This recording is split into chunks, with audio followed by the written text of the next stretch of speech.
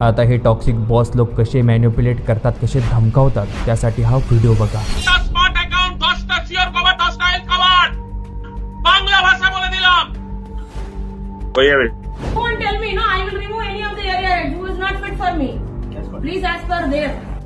You did the whole thing with ChatGPT? Are you out of your mind? I paid you 2 lakh rupees for this.